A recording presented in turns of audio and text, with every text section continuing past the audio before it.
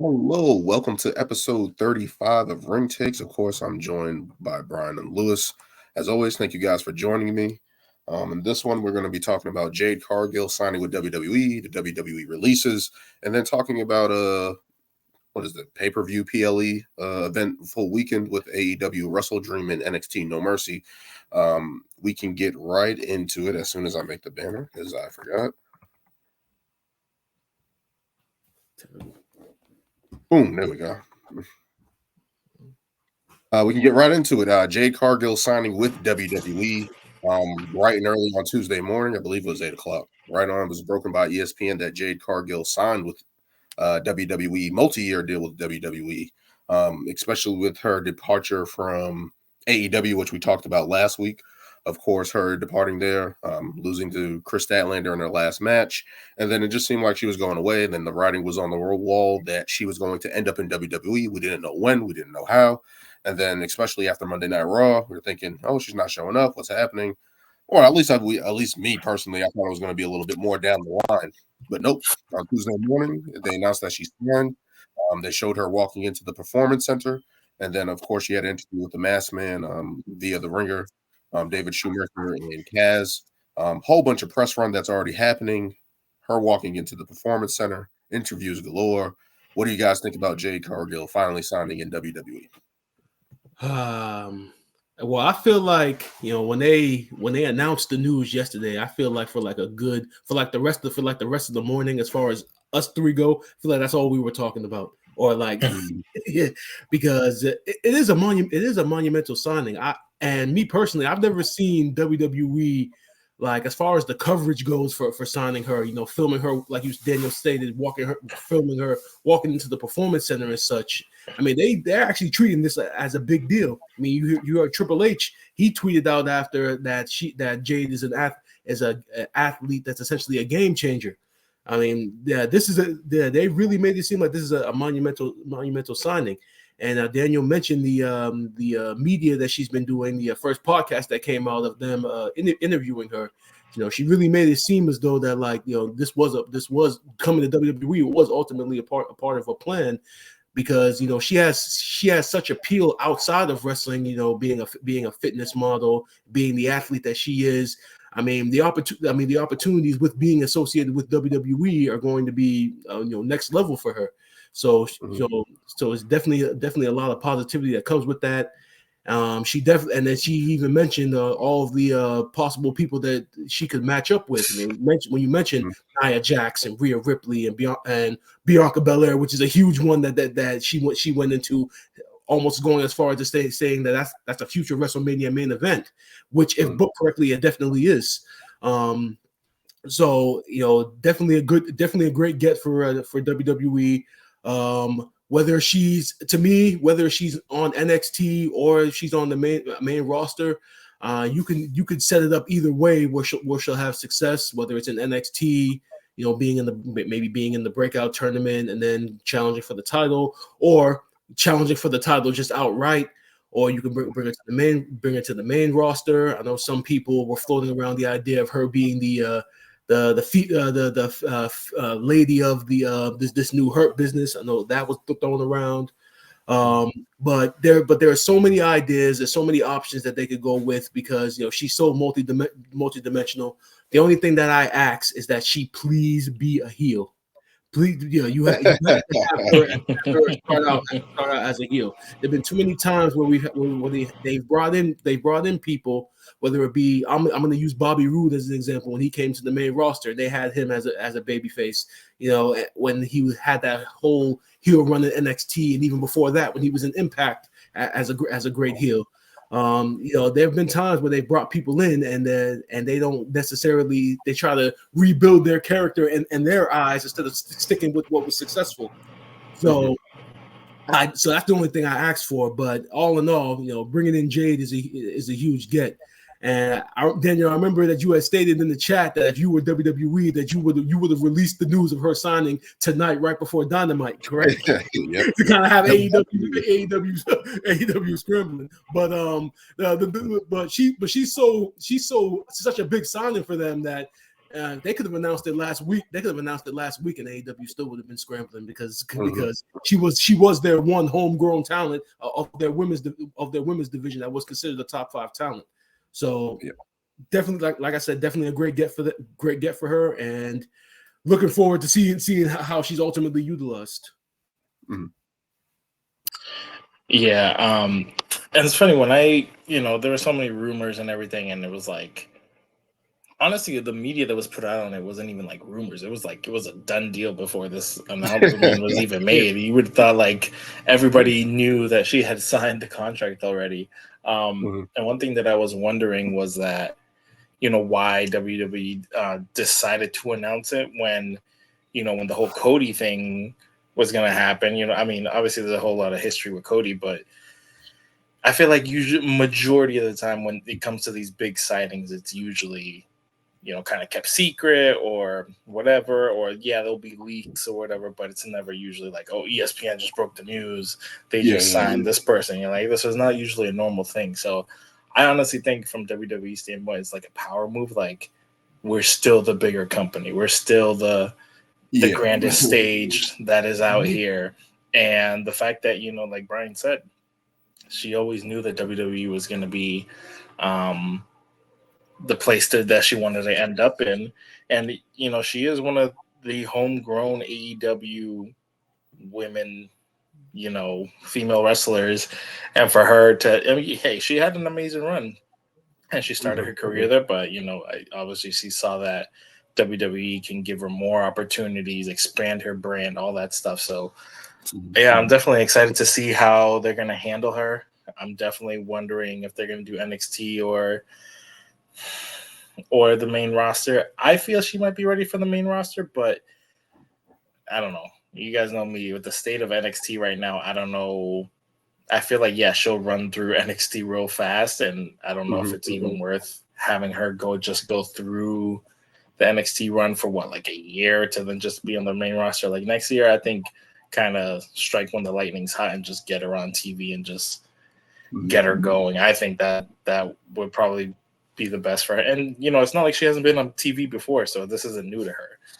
She's been in front of a live crowd. She's done all this before, so this isn't new.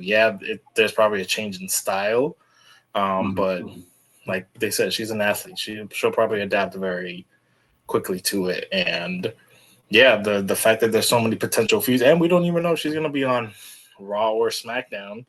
There obviously we know SmackDown's the A show now, so there's a lot of stuff that they can do there. But now, Raw's heating up with the women's division. So either way, wherever she goes, she's going to do great. So definitely excited to see what comes next. For sure. Just with the introduction of her, the press run that they introduced with her, and to think that essentially this was a big-time player, homegrown player for AEW, that this essentially in the real reality of looking at it was a mid-carder for AEW in their women's division. The TBS title is the mid-card division for AEW's women's division. They try to use young talent there, grow them. Of course, she built that streak. I believe it was 56, or was it 60-0?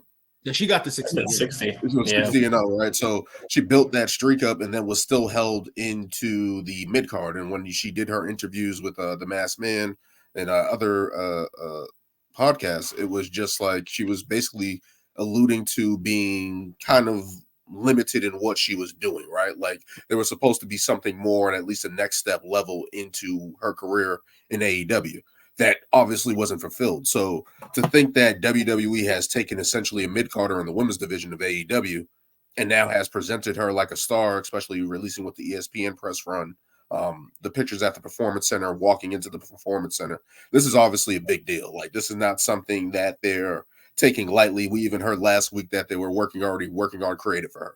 So something's in the works already. We know she's going to be doing something real soon.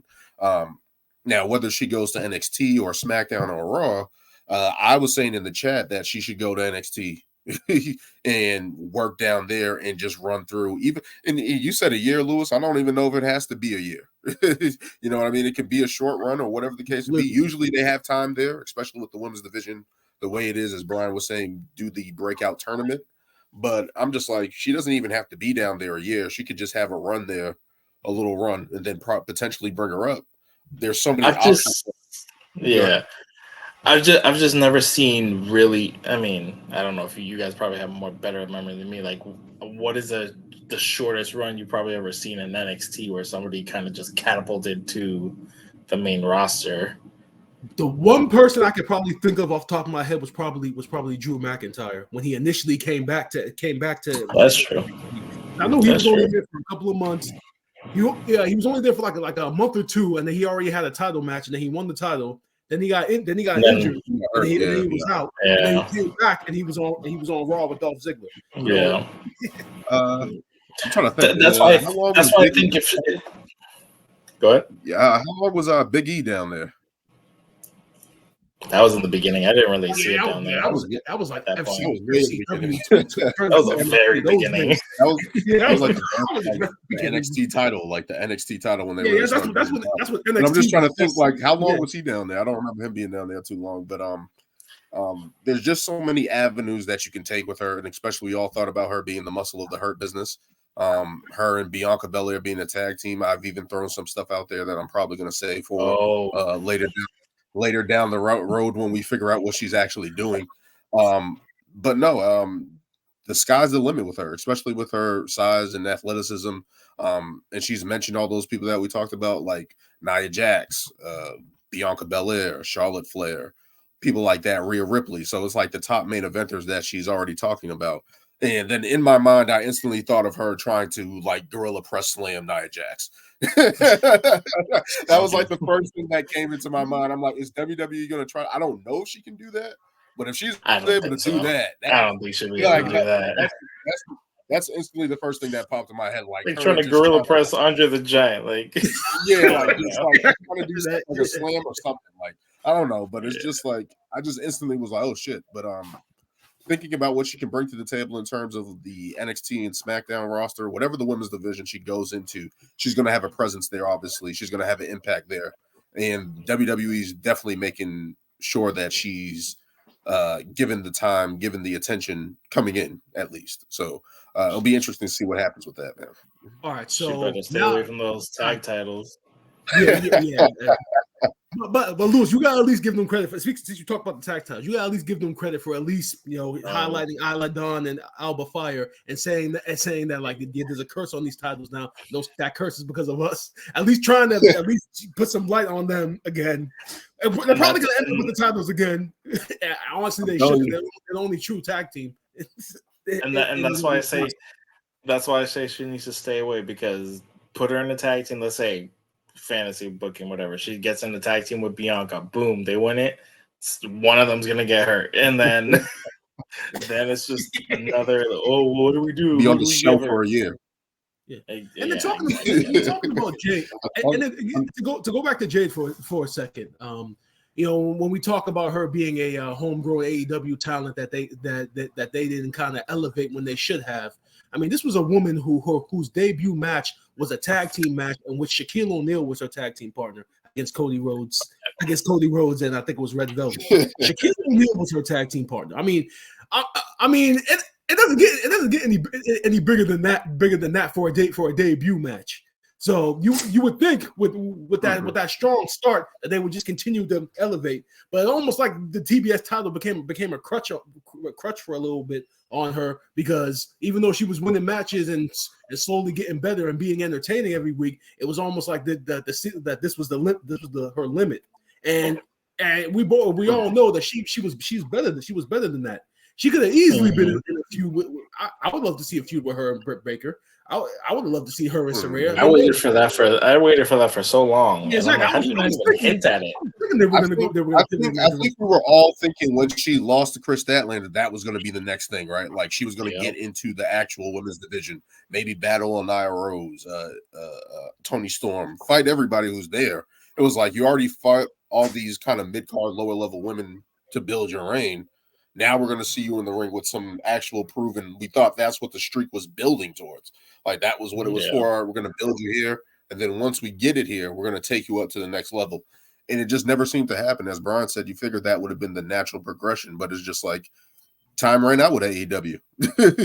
You think if they had another year or so, maybe they would have did that. But it's like time ran out. WWE came in with their offer, probably already had floaters out there. In the interview, she said that Cody Rhodes was very monumental into bringing her in and talking her in and stuff like that. So it's like that says a lot. He's already, he's already approaching people from AEW. So all of his guys, all those Nightmare Factory guys that are in AEW right now, or guys like Ricky Starks that accompanied him at the Royal Rumble when he came back. When all those guys are up and they're thinking, "Oh, we've never been to WWE, so what's it like over there?" Yeah, that's why I said right after this happened, I was thinking Ricky Starks is going to be next. When he's up, in the interview, she did mention Ricky Starks was like her best friend there, so it's like, yeah. It's crazy to think because she mentioned in the past how how great of a boss like Tony Khan was and how he treats them, equally and gives them respect and this and that. So, and that wasn't too long ago. I want to say maybe that was like, I think at some point last year, a couple months ago. Yeah, something like that. So thinking like, okay, hey, she finally lost the TBS title. Let's see what's going to happen next. And then boom, oh shit, she might actually be leaving. And it's just like, how are you just going to let her go?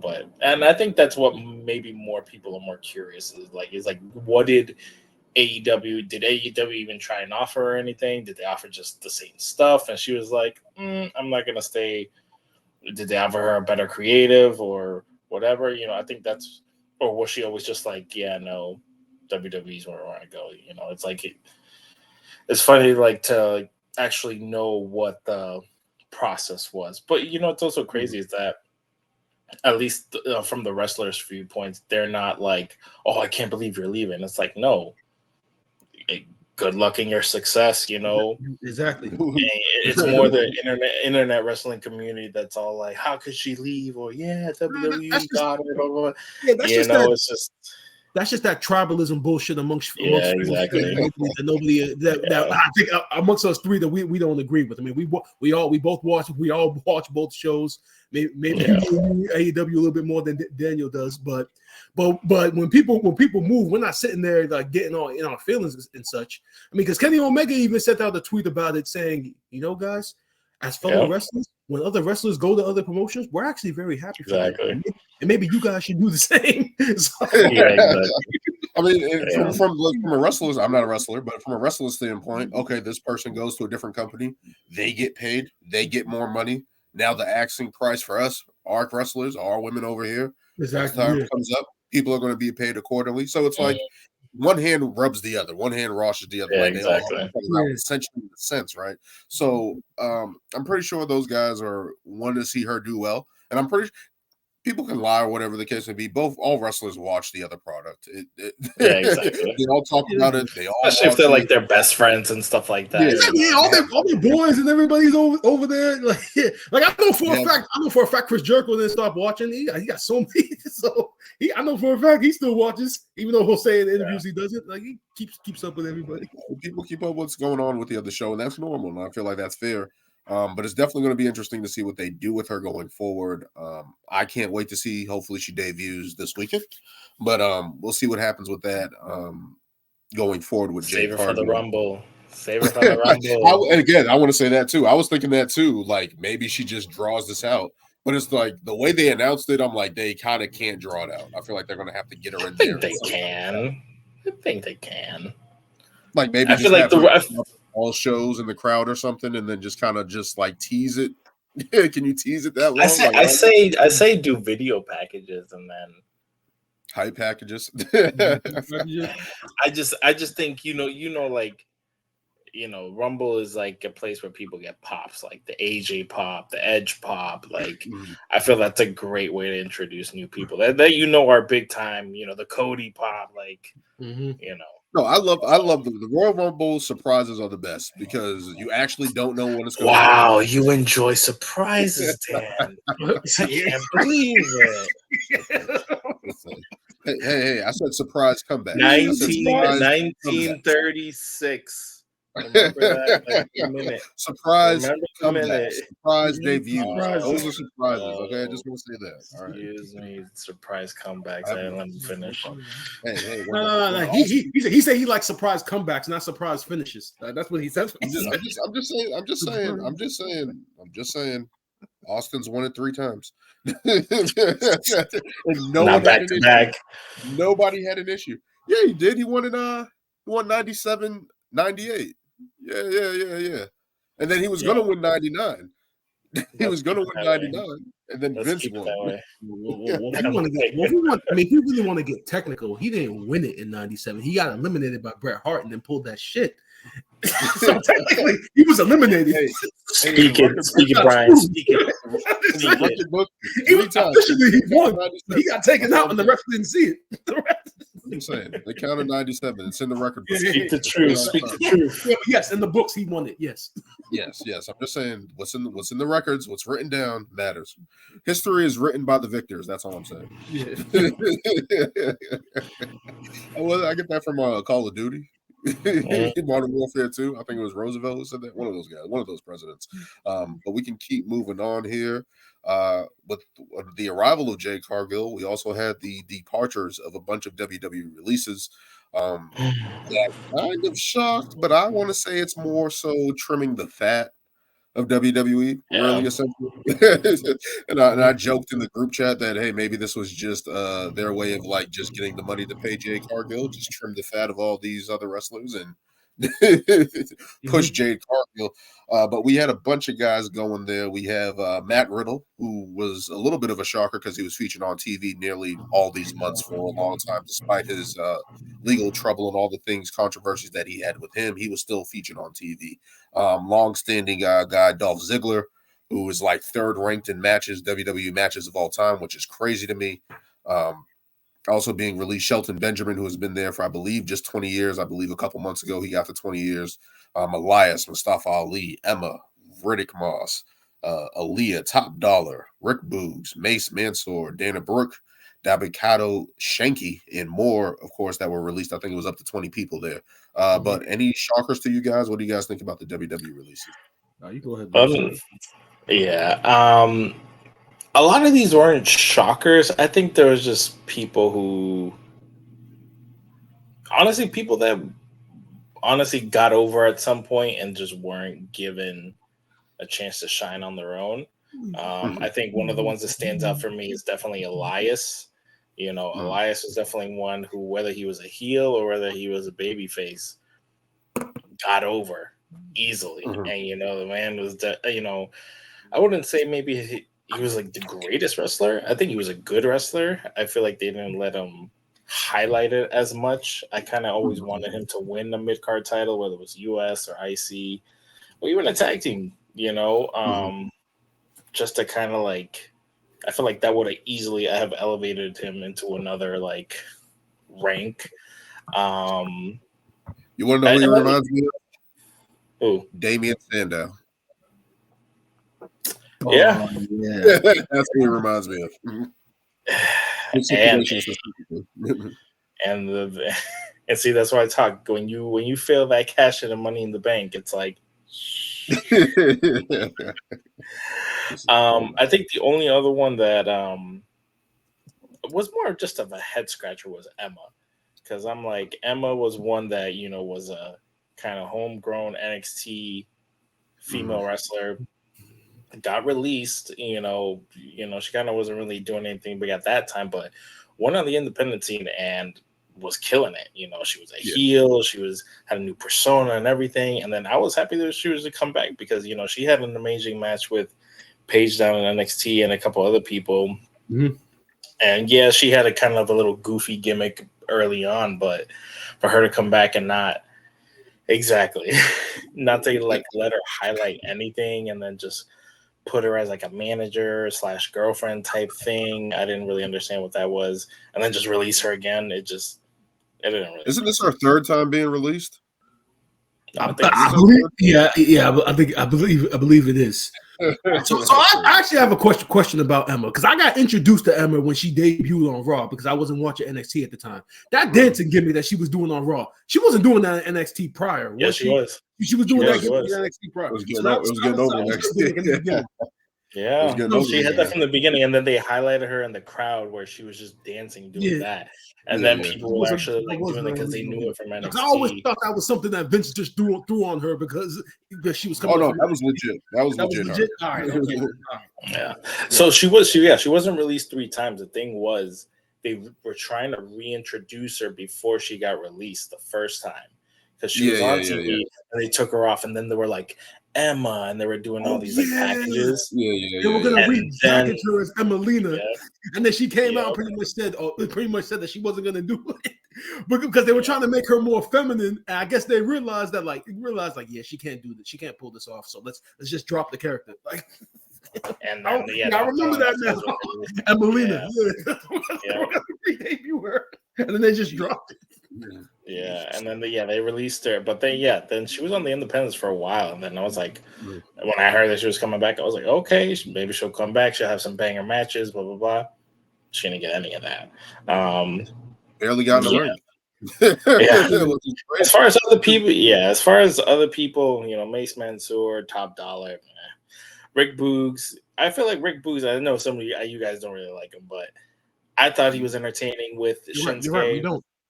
And I don't like him. And I don't like him even more, especially after what he said after he got released. So apparently he went on YouTube. Oh yeah, because Go ahead, Brian. Go ahead. Pretty much saying that he pretty much said that when Vince wasn't in creative anymore, that was pretty much the death of his character. And I'm just thinking, I'm like, dude. When Vince was around, you were the damn guitar player for Shinsuke Nakamura. And honestly, after everything they did with you afterwards, that was the best role that they could have possibly had for you. So when you got injured in that tag match at WrestleMania, that pretty much was it for you, unless you were gonna go back and being his guitar player again. Look, you see what they tried to do with him when he came back. I know we're not supposed to crap on injuries or anything like that, but that gave us heel Nakamura. But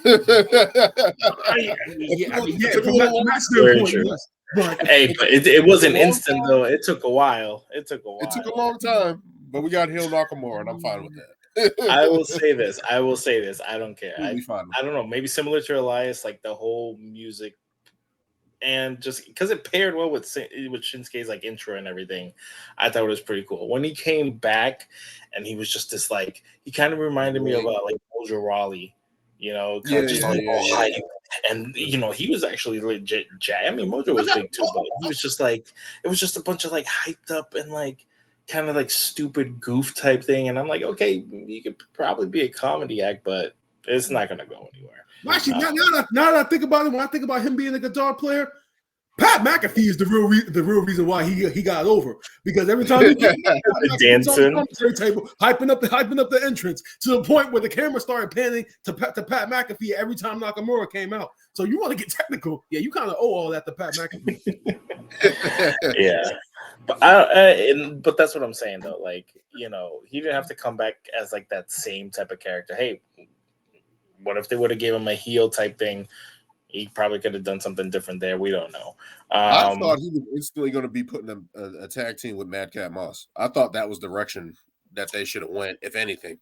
I thought that should have been a tag. But he was getting his own little run at one point. Isn't Emma married to Madcap Moss? Isn't that they're together? I think just got engaged, or something like that. So put her as the manager, had them as a tag team. I thought that was lined up at some point, and no. They did like somewhat start to tease it, because I remember Madcap Moss was a face, and Emma was kind of telling him that you need to be more aggressive and such. So they had a couple of backstage segments, so they were definitely building towards it. But they could have been a couple of bruisers or something like that, just like taking people out. Something. They definitely could have did something with them.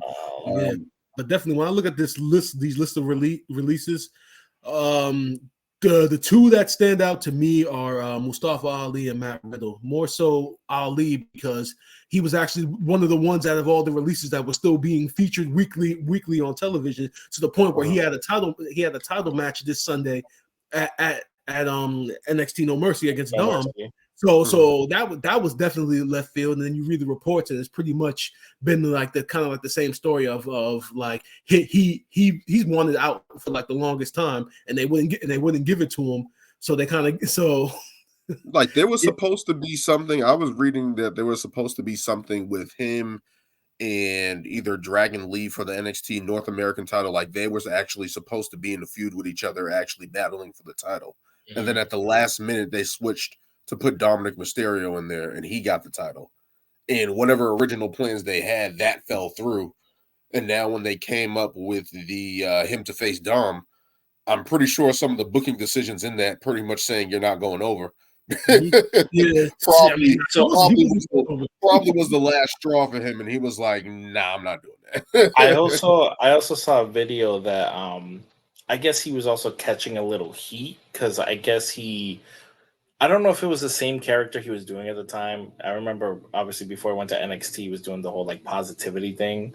But he was doing, I guess he did kind of like a video pack, like him speaking, but I guess it was kind of like him in a suit, and he was all like kind of like a candidate type thing. Yeah, Zack, that controversial like we are America shit. I guess it came off a little, not conservative, but like, I don't know, like he was just portraying like a political figure. And exactly. I don't know.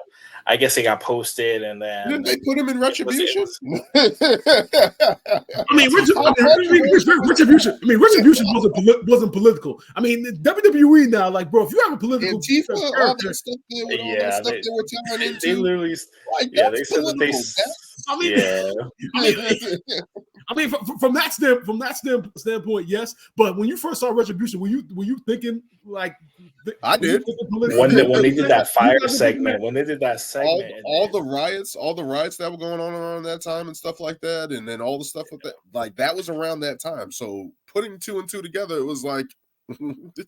When I first saw it, it was more down even more to the point. Yeah, when I first saw it, I thought it was more just like a Nexus type thing. But then when they did that thing where they like started the fire, I was like, oh, this is some whole like kind of terrorist type thing. That's what I don't care what nobody says. Maybe they couldn't have done that. They couldn't have done that with regular fans. They couldn't have done that.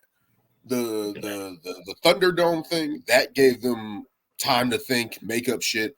When we first saw that shit, when they actually invaded SmackDown and started beating up everybody, that was crazy. It was awesome. It was entertaining. It was like, oh shit, this is going to be something. And then all the storyline just fell. Again, everybody started making the Antifa ties, and that's where everything just fell apart, where the storyline got dumb. They had no, it was something about like, oh, we're the forgotten ones and this and that. That and was we're fine take with that. Over. And then, but then it was just like, they didn't really have a purpose after that. There was no. It was basically NWO with Jace. That's what, like, because when you think about the beginnings of NWO and stuff like that, and I think there was a match that they if they won, they would have got the rights to Nitro or be a part of WC. There was something like that with NWO. So it was kind of along the lines of that. But it was like, if they would have did it right, where they just kept causing havoc and beating up people and stuff like that and actually getting over, then it would have meant something. But then they have the stupid mask. They had all these dumbass names. Terrible. Like, it fell apart. Yeah. So in talking about Matt Riddle, I mean, I think I said it in our group chat. I always thought Matt Riddle was just like either one failed drug test or one more additional incident away from just them be saying, okay, we've had enough. We've had enough of this guy. As unique as he is, it's not worth it anymore. I think Randy Orton's absence has as much to do with his release as anything else. Not having Randy Orton because I think them in a tag team, it kind of kept Riddle on a narrow straight line with Randy, a person who's been in. Maybe that's why they were paired together. A person that's been through all that shit. Probably should have been released from WWE numerous of times, and they probably tried to pair them together. And then that injury to Randy Orton just kind of derailed that. And I've even read, I think there was a report there that they've given Matt Riddle numerous of chances and to shape up, stay out of controversy, all this stuff. And it was like they just kept, maybe there's some stuff that we don't know about that happened that continued to happen and stuff like that. And then especially with that stuff with the airport stuff, which I'm not even sure got cleared up, or what's the result of that now. That was a weird one. Definitely a sore spot for him, because he was on TV every week, literally every week. So definitely a shocker. And I think, as far as another surprising, well, not really surprising, but Dolph Ziggler, like you said, third most matches third most television matches of all time. I definitely think he's going to AEW to go tag with his brother Ryan Nemeth. I think that's exactly what I think is going to happen, because his brother has already been posting photos on Twitter of them together holding tag team titles. So that would be sick. Yeah, it would be nice. That would make, because think about it, his brother is pretty much a jobber on AEW. If Dolph comes, he'll be relevant again in a tag team. Yeah, but that's why I kind of don't want Ziggler to go to AEW just yet. I feel like go kind of do like a Matt Cardona type thing, build yourself up as a single star, and don't just go to AEW just to be in a tag team. I don't know. I feel like if you're gonna, if you're gonna go and all right, I'm gonna do it on my own. Pull a Cody Rhodes. Yeah, exactly. Pull a Cody Rhodes. I was just thinking, out of everybody that's gotten released, he's the only one that could pull something like that off, going on the independents and making himself bigger. Yes. I don't think anybody else that got released. Shelton too. Maybe if he really wanted to. If he really wanted to, I think like at this point, Shelton Benjamin is just. He might just be a coach. It's like, come down to Orlando. Just go to Orlando. Those days are done. Teach a couple T-bone suplexes. Be all right down there. Again, Dolph Ziggler, a guy that you think of just basically at this point was enhancement talent. So many false starts with him. Maybe the injury to Robert Roode kind of derailed him a little bit, because they were together in a tag team there. So maybe that derailed whatever they were doing with Dolph Ziggler as well. But yeah, that's a big shocker. I thought Shelton Benjamin was a big shocker, because you just think of guys like being WWE lifers. They're going to be there forever. They're not going to leave. Like, you always thought there was a role for Shelton Benjamin to play, whatever it was. So to see him going, especially those a lot of intercontinental title champions here. But you just think about all the false a lot of these guys. So I don't know if you guys heard that, which I thought was funny. I wanted to bring it up. So Mace and Mansoor, they were on Twitch talking about how things were in WWE after getting released. And I guess and I listened to a little bit of it. And I guess Mansoor said that he wasn't featured as much because I guess the deal was with Saudi Arabia that he wasn't supposed to be losing any matches. And that was a part of the deal. That was part of the deal. Really? Which I think is complete. Which I think is bullshit, because it's like, if that was the case, isn't that like a deal breaker? That Mansoor can't lose if he's going to be featured on TV. And didn't he lose a couple of matches and such? So I don't know if that's necessarily true, but I thought it was funny. He was in a quick little tag with Mustafa Ali for a little bit too, and then he turned on him, and nothing really ever happened there. So. Yeah, but other than that, the rest of these releases, besides the people that we brought up, I mean, not really surprising. I mean, like Daniel said, trying to trim the fat with the merger and such, trying to save money here and there. Aaliyah.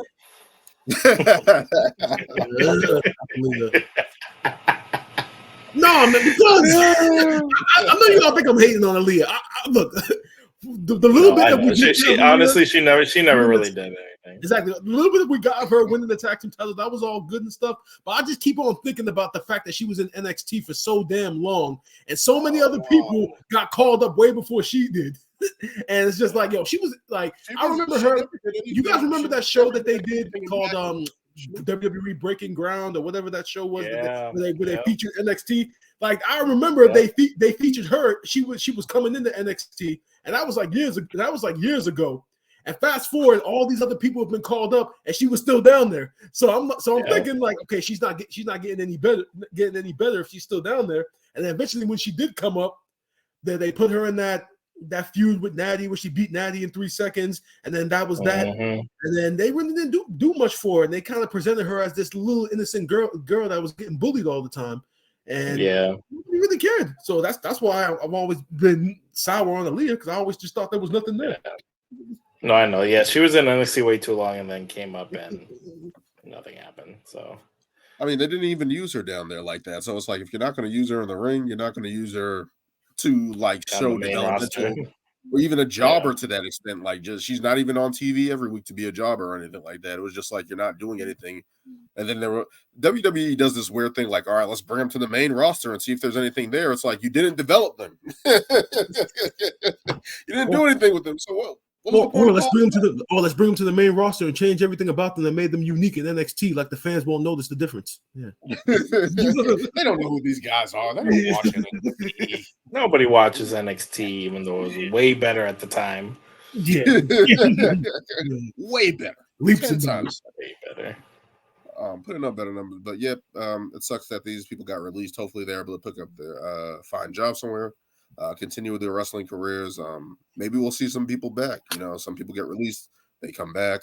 Whatever the situation is there with that, but we hope these guys the best. And I'm not going to do the Johnny Laurinaitis thing, so I'm not going to do that. People power, but people power. But we can move. We can move into AEW WrestleDream, which I believe is on Sunday, which will be in Seattle. This weekend, home of Daniel Bryan, of course. A couple matches that are going to be happening there, especially with Zack Saber Jr. Just looking at that match, of course, I haven't been following AEW for a little bit, but just looking at that matchup, this is probably one of the best matches, technical matches on paper that you can think of Dream Wrestling, when they coined the phrase pretty perfectly here, Dream, WrestleDream. To put these two together, what do you guys think about AEW's card? But let's start with Bryan Danielson and Zack Saber Jr. What do you guys think about those guys pairing up? All right. Okay, sorry. Before you go, Brian, haven't they wrestled already? I don't believe so. Initially, this match was supposed to happen at a Forbidden Door last year, but then Bryan Danielson was injured, so it didn't happen. So then I think Zack Saber Jr. ended up fighting Cesaro, Claudio Castagnoli, because he had just debuted in the companies. But as far as technical wrestlers go, these two guys are the top two in the world, especially Zack Saber Jr. I mean, I always go back to that fatal four way. I think it was this past year's Forbidden Door that he had with Daniel Garcia, I think Shibata, and then somebody else. And Orange Cassidy in it. Orange Cassidy. And the things that he was doing was just next level. I mean, when you look at his timing, when we talk about reversals, man, being the submission holds that he does. I mean, Zack Saber Jr. really is one of the top wrestlers in the world. And now to match him up against Bryan Danielson, who's become essentially the new face of Collision now.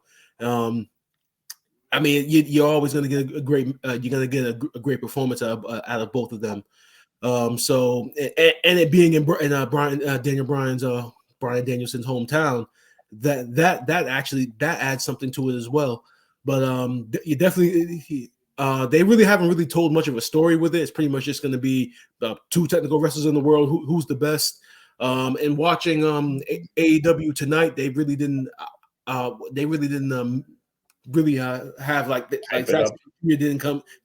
wasn't there live or anything. I think they may have done like a brief video package, but nothing too serious, because the names kind of already sell the match. I mean, it's definitely going to be the main event. Probably going to be Bryan Danielson going over, but I'm definitely going to be looking forward to it.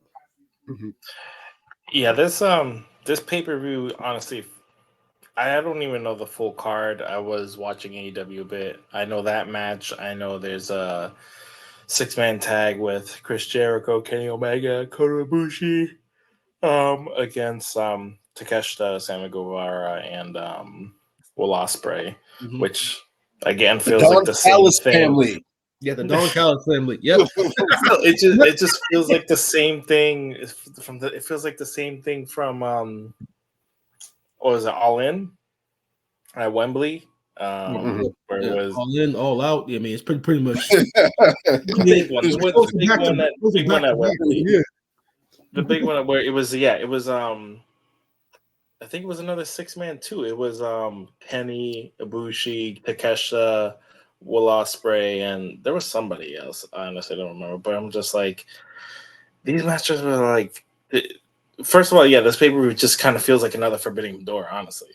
Pretty much. They're just making big matches. Let me run down the card real quick. We got Hangman Page versus Swerve Strickland, FTR versus Aussie Open, MJF versus The Righteous. Yeah, so Adam Cole broke his ROH. Yeah, Adam Cole broke his ankle last week trying to intervene in the match with Samoa Joe and MJF. So now it's a 2-on-1 handicap match. I saw that segment. During that segment, Switchblade Jay White came out, and him and MJF had a back and forth, and Jay White made his intentions known that he wants the AEW title. So I don't know if they announced that match is going to happen. So at some point, at some point probably. Yeah. Hey, at least he's getting in the title picture. Yeah, rather than sitting on the sidelines. There's also Christian Cage versus Darby Allen, 2 out of 3 falls for the AEW TNT match. Christian accidentally covered Luchasaurus, right? It wasn't accidentally. He purposely covered Luchasaurus. That was on. That was legit. Finally win the title. Eddie Kingston versus Shibata. Wait. Luchasaurus basically handed over the title to Christian. On Collision. So on this past episode of Collision, there was a 3-way match with Luchasaurus, Christian Cage, and Darby Allin for the title. I mean, essentially, Christian was trying to set it up for it to be a 2-on-1 situation, and the only way he could do it is if it was a 3-way match. I think Darby hit the coffin drop on Luchasaurus. Then Christian came in, threw Darby out the ring, and then pinned Luchasaurus and became champion. Yeah. And then there was a little tug of war with the belt, and Luchasaurus gave him the belt. So that was they're teasing something there. Yeah. We got Eddie Kingston versus Shibata for the ROH championship and strong openweight championship. Chris Statlander versus Julia Hart for the TBS title. And then we got a 4-way tag match for a future opportunity at the tag titles with the Young Bucks, the Guns, the Lucha Brothers, and Orange Cassidy and Hook. And then we got And then we got Orange. And then we got Ricky Starks versus Wheeler Yuta. Which they just announced tonight. Yeah. Okay, so that was just added there. So definitely a bunch of matches there. Well, who's Aussie Open? Oh, Aussie Open. Yeah, they're in that group? Were they in NXT? No, that's Shane Thorne and TM69. TM61. Yeah, those were those guys. But I think Aussie Open, they're just a very good Australian tag team. I mean, they were in New Japan. Usually Will Ospreay sometimes. Yeah, aren't they? Yeah. Oh yeah, they're in the stable with Will Ospreay, the United Empire. Yeah. Yep, that's what it is. It's just part of the Don Callis family, or is he part of the United Empire? No, United Empire. That's his group, and I guess he's a mercenary per se for the Don Callis family. Yeah, such a waste. I mean, Ospreay's like the ultimate. He's like the ultimate free agent. Like he's everything. Yeah. I think it was announced that he's wrestling for like a GCW or another one of these independents. Matter of fact, it might not be GCW, but I know he has a match. Not Impact. Yeah, it was Impact. He has a match on Impact coming up too. What the fuck? He's the ultimate free agent. He's so talented. It's a shame. Yeah, he's so good. Yeah. It's a shame. Him and Daniel Bryanson should face each other at some point. If they're going to create a title for Collision, that's what needs to happen. They can run that show with those two guys at least and have something. But that's the thing though. He's not on the AEW roster. He's part of New Japan, and I guess his contract's coming up soon. So he'll be a free agent pretty soon. So I think the plan probably is to sign him to AEW, and then you can start doing like real big matches and stuff. I mean, he's had big matches, but like storylines, I guess. Yeah. Because it's like he's too talented to just not be doing something. Like, he's too talented. Man. My thing is just this just feels like another Forbidden Door where it's just like there's And AEW doesn't always do the best of building. At least they'll have like one or two storylines. At least this one, I don't feel there's any storylines. It's just like let's just give let's just set up good matches because they know people are gonna watch them.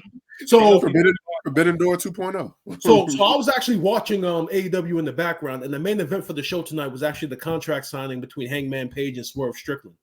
So if that's the main event of Dynamite, then obviously it's probably their biggest story going into the show. I don't even know the story between that.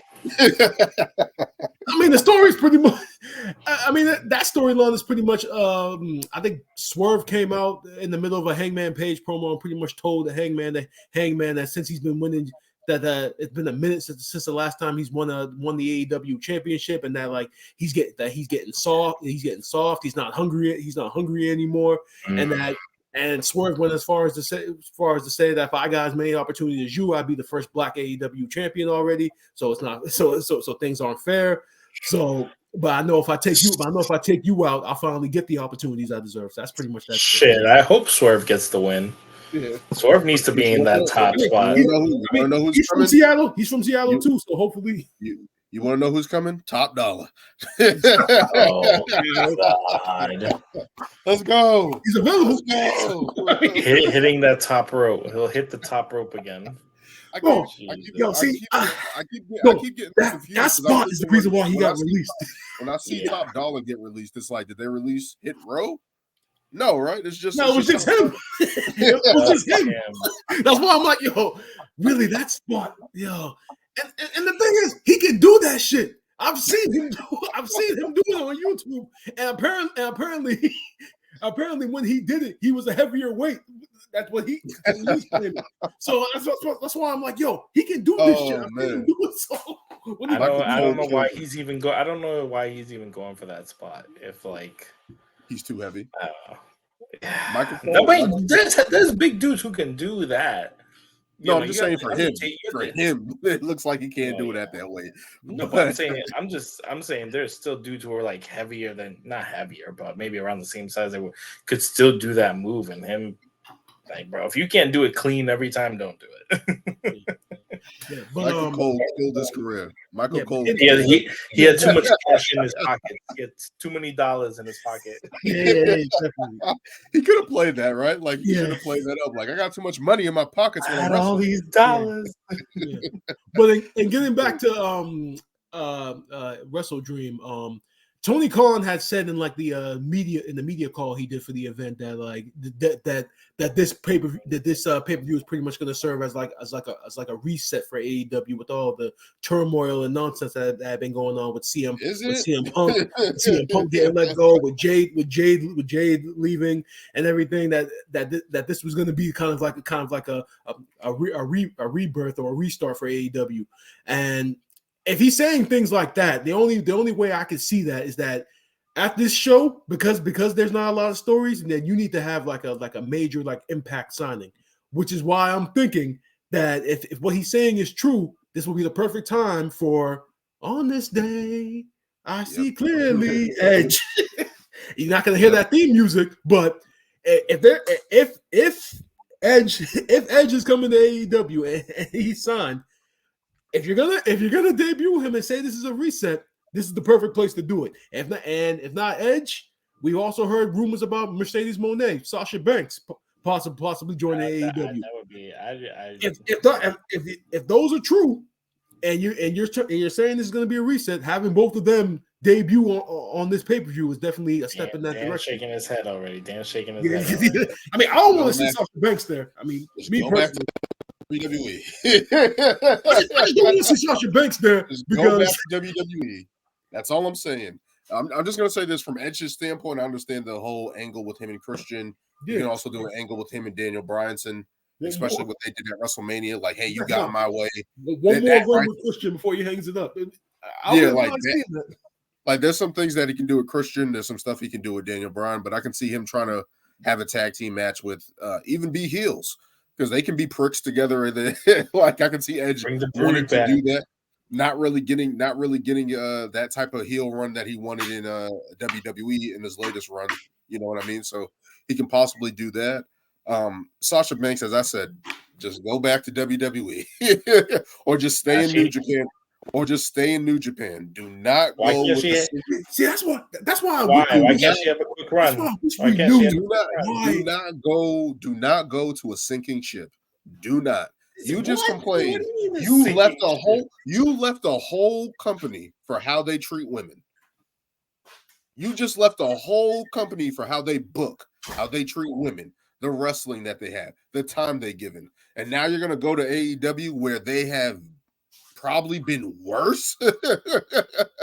Hey, maybe she can change it. Maybe she can change it. Yeah, but it's been so bad that it can only go up from here. And when you get that's true. That's not true. It can continue to go down. Your number one top star. Okay, but think about this though. You know how big of a name Mercedes is. You don't think that'll put an even bigger spotlight on AEW's women's division, that it would actually cause a change? Because you brought in Ruby Soho. You brought in all these other women that had bad booking, but they're not on the caliber of Mercedes. Though. Doesn't matter. It doesn't definitely matter. Yes, it does. I mean, it kind of does. No. That's like Ruby Soho. Okay. Seriously, well, hypothetically, you're telling me if Charlotte went to AEW, you telling me that wouldn't bring I'm just saying, so much attention. Okay, attention brought to it. Yes, that's going to bring attention to it.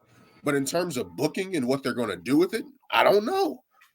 That's what I'm saying. But that's what I'm saying, that they're so big. You don't tell me she's going to come in and be like, you guys are doing this? Nah, we're going to do this. First of all, what does that say? What does that say to Britt Baker? What does that say to she's homegrown. That's different. No. What does that say to those women in there that were just in there busting their ass? Oh, now she walks in and now everything's okay? Come on. It's star power. That's the exact message. That's the exact message. That's the exact message. I couldn't be a wrestler. The message is to the bookers, though. It's to the bookers. It's like, what are you guys doing? Like but then it also has to highlight, if Tony Khan's the one that's still kind of, deciding how things go, is going to be like, you're going to have to highlight the women's division more. And you have to actually create stars, because you can't bring in the biggest star ever and only have her feud with two people. I agree with that. And I'm pretty sure her coming in is going to be like, hey, show some shine here. Give this person more attention. I want to work with this person. I'm pretty sure it's going to benefit. But I'm just like, after all the shit that you just literally went through, stood up for, you're going to go to AEW? To me, you got to finish. I don't see why not. And if the reports are true about her and Trinity's exit, the influences that were responsible for it aren't there or don't have the power that they had then anymore, supposedly. So, John Laurinaitis is long gone. Until I see Vince McMahon, the reports made it seem like Laurinaitis was the until I see Vince McMahon and Bruce Pritchard pulled literally from the WWE office. I still think those influences are going to be there. I still think. And again, this is all caused by the women's tag team titles. Get them out of here. It's the white straps. Give me the trash can. They need to redesign them. They need to redesign. No. It's the white straps. It's the white straps. Put it in the trash can. What are the women going to do? What are the women going to do? Give them a mid-card title. Give them a TBS. Give them USA title. A TV the North American Women's Champion.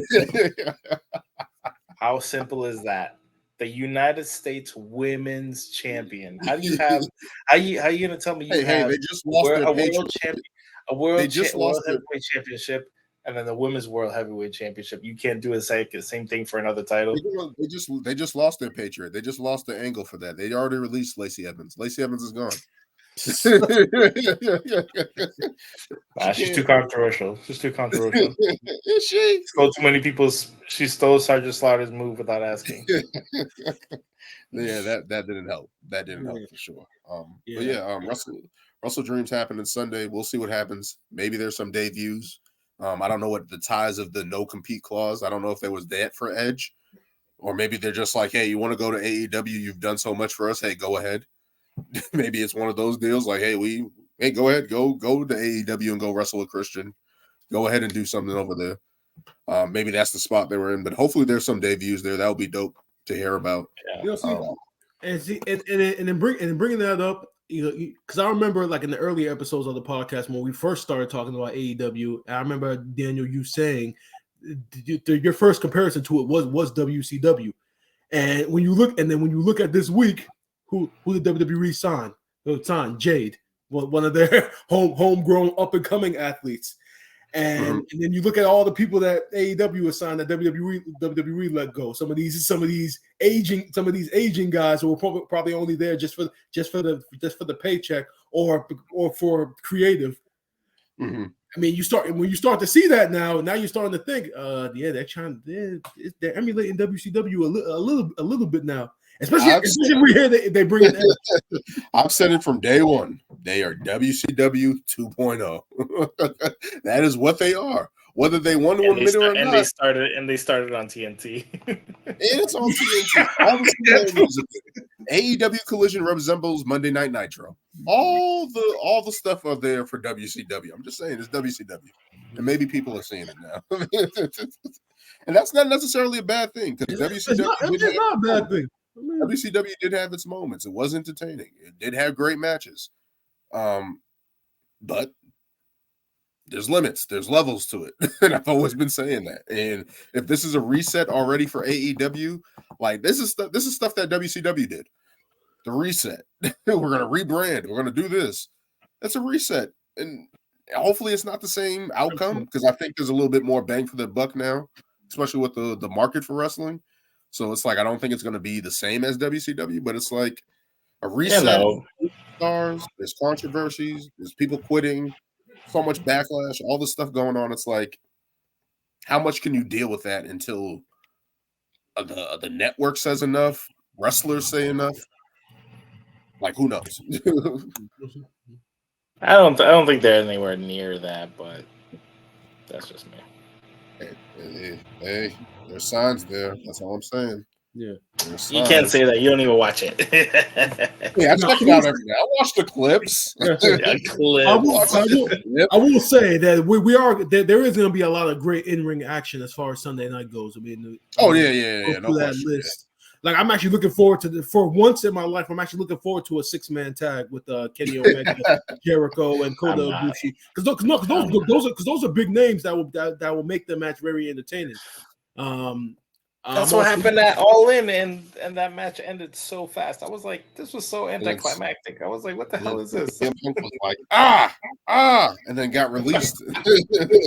Fired for blading.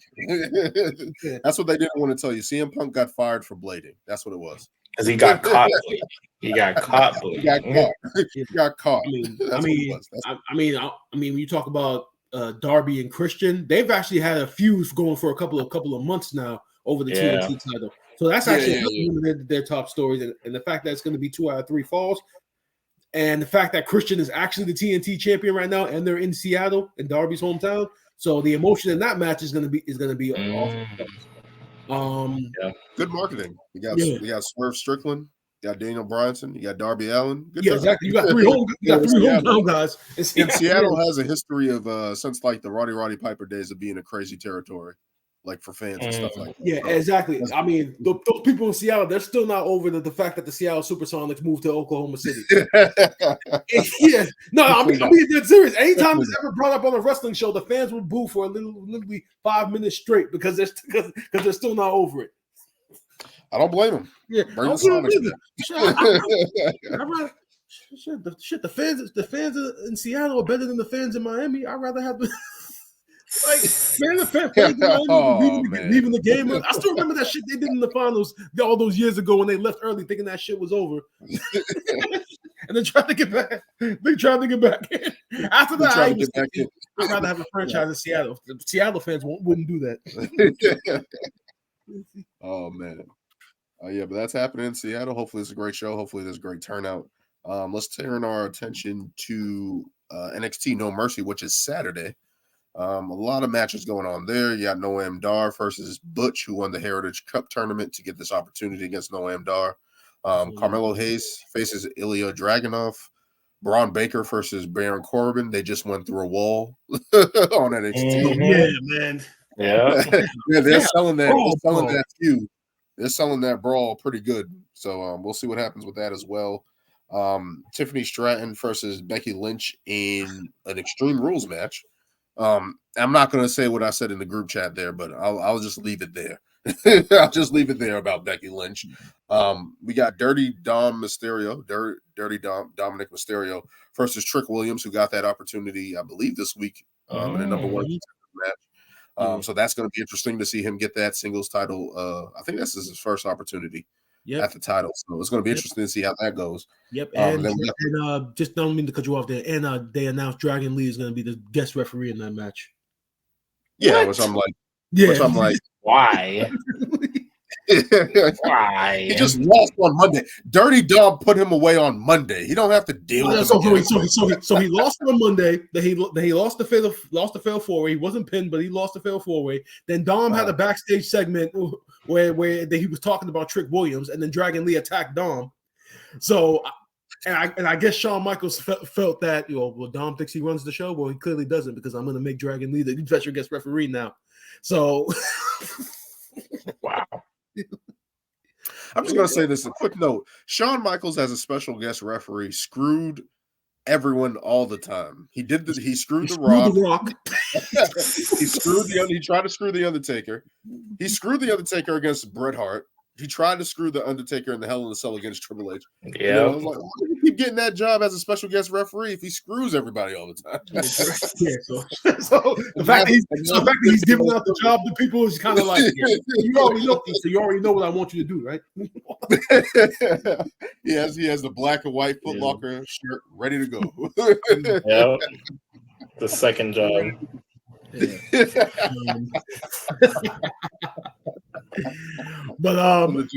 in the job description when you sign with NXT. You may or may not be a special guest referee. Yeah, but I love the fact they're actually showcasing Trick Williams for this match. We've always said that when him and Carmelo were together, if they ever came to the main roster, especially when Vince was in charge, I always felt that like they were gonna see that think that Trick Williams had more upside because of his look, his charisma, and all that stuff over Carmelo Hayes. But now you're definitely getting to see a lot of what Trick brings to the table. I mean, I love his entrance music, the crowd chanting "Whoop that Trick." How that's become a thing. How that's become a thing now. I really do. I really like that for him. But to go back to Dragon Lee, I know we're not gonna really get into much of Monday Night Raw, but the match that him and Dom had on Raw, that was actually a very good match. And he's pretty good in the ring. Yeah, no, he's very good in the ring. And the fact that they gave I don't know how long the match was, probably like 15-20 minutes, but the fact that they gave them that 15-20 minutes on Monday Night Raw of all places clearly shows that they see something in Dragon Lee for the future. I mean, Rey Mysterio ain't getting no younger. So you're gonna need that Hispanic star to kind of keep with the Hispanic fans. Yeah, I know Santos Escobar. You still got Santos and Legado, but to have that masked star in Dragon Lee, so moving forward is definitely something positive. But bring back Ultimo Dragon. Yeah, pretty much. They had a really good match. I actually thought the match was going to end in a no contest, and they were just going to rebook the match for No Mercy. Actually see Trick Williams get some shine is actually good. The main event with Carmelo Hayes and Dragonoff, the contract signing that they had, which was very entertaining. With Carmelo Hayes basically saying that he needs to prove that he beat Dragonoff straight up last time, and Ilya Dragunov, he's very interesting, and I say that because there was a list going around online of like the top 5 matches in the last couple of years, and he's in 2 of them. Both of his matches with Gunther, which were both classics. But so Dragon, you're gonna get a great performance from Dragunov because the dude. I actually think Ilya Dragunov is insane in his mind. The fact that he can take so much and wants to take so much, like I actually think that's not really. I only think that's a character. I think that's actually him. To be honest with you, man, look like he about to tell you about to pop a blood vessel. And I think he's able to play that well. I think he's able to play that well, and he's able to buy into it, and the mannerisms shows what he puts into his character. I'll say that. Turning red, like being able to like show that much emotion and shaking and shit like that, that's crazy. Like that's crazy for sure.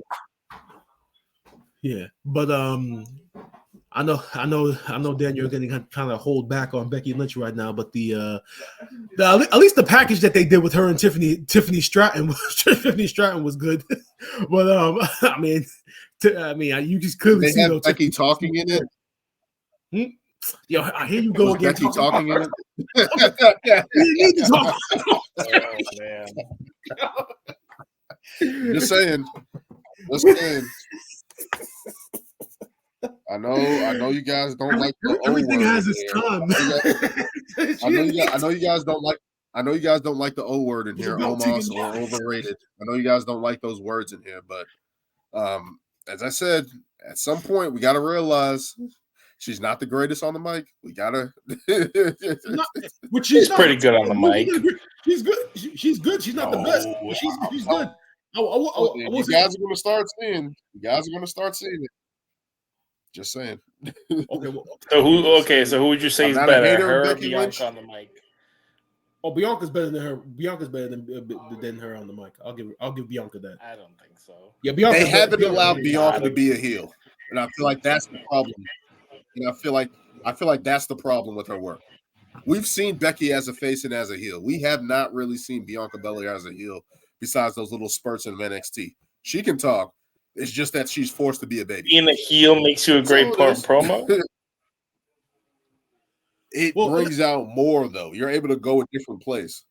For perfect example, look at Edge. Edge has a baby face. What about John Cena? What about John Cena?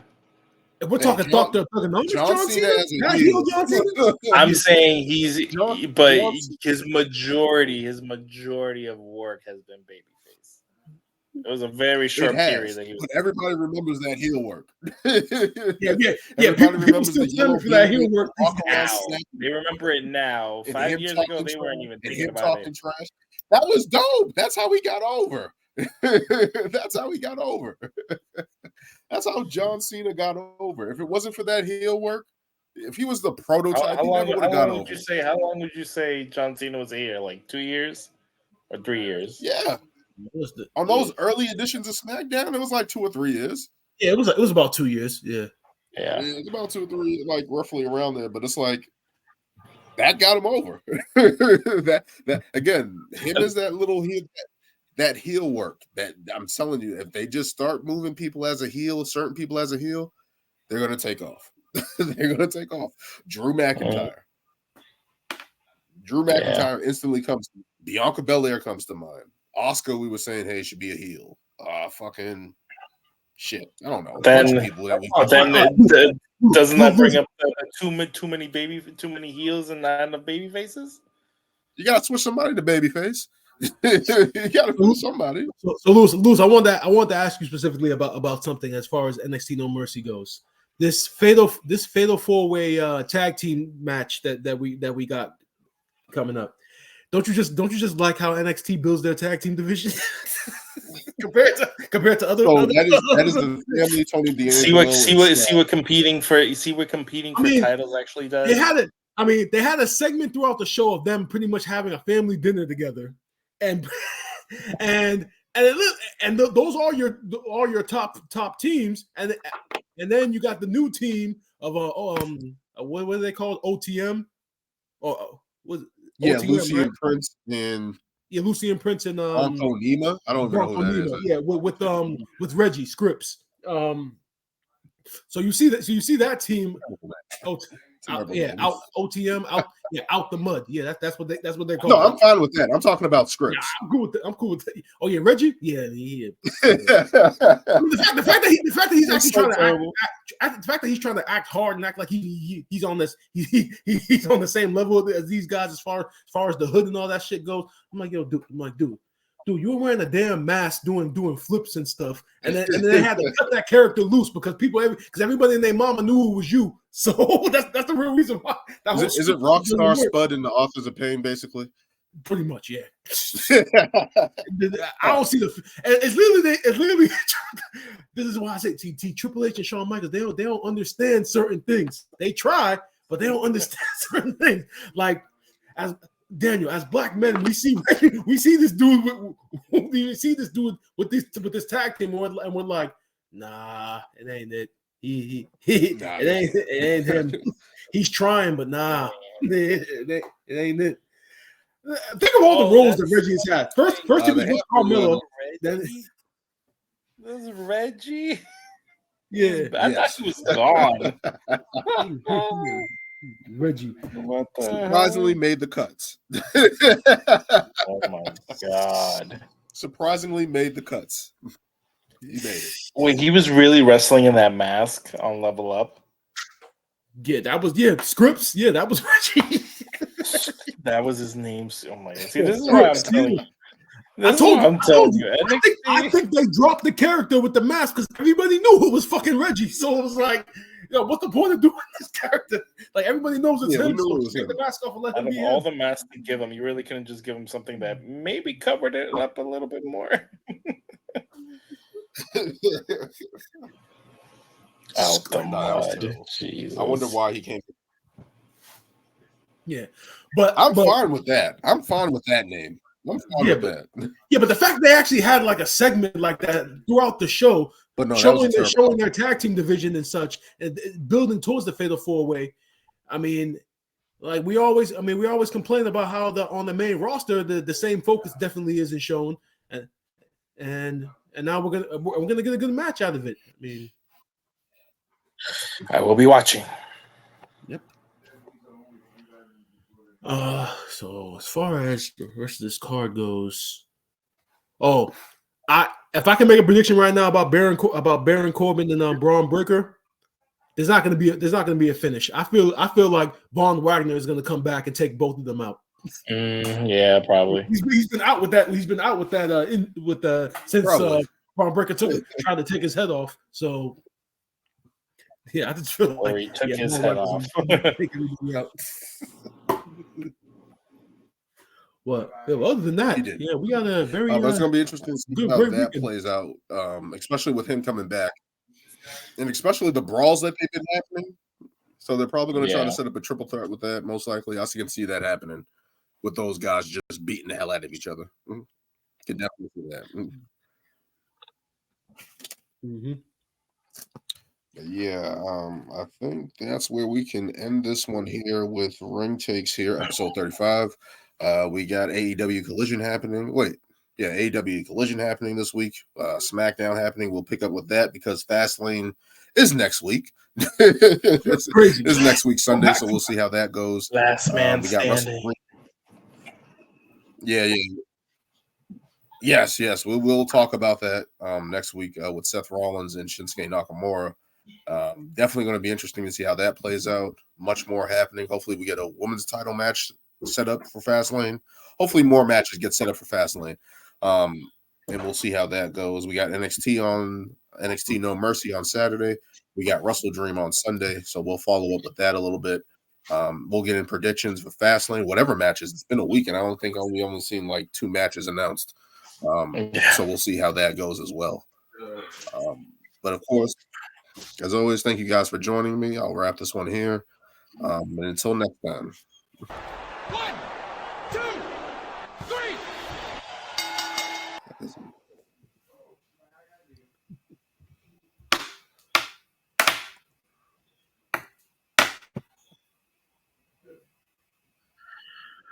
I like how that shit just decided to mess up at